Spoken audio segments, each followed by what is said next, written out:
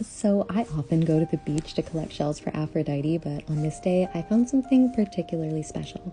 Now, maybe it was the giant pile of maggots underneath, or maybe it was just the fact that it was such an impressive find.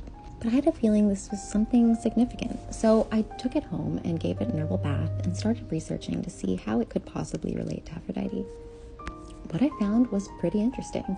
This shell once belonged to a wavy turban snail, and it seems to have more colors than usual. Coincidentally, the same kind of sea snail is being held by the woman in this painting, which hung in the living room of my childhood home for most of my formative years.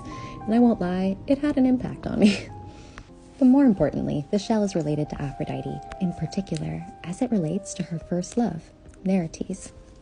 Brother of the 50 Nerites and a minor sea god, it's said that Aphrodite is so in love with Nerites that when Zeus calls her to ascend Mount Olympus and join the others, she asks that he can come with her and even gives him the wings to do so. But Nerites refuses her, opting instead to stay in the sea with his sisters and with Poseidon. The love between these men grew so strong that from their union, a child was born.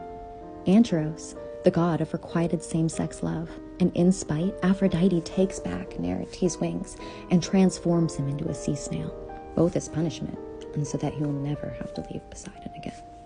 While there are many versions of this story out there, this was the one that I related to the most and made the most sense for me in my practice with Aphrodite. While I won't get into the details of why, I'll explain more in part 2 about how this ties into sacred geometry and the lunar cycle.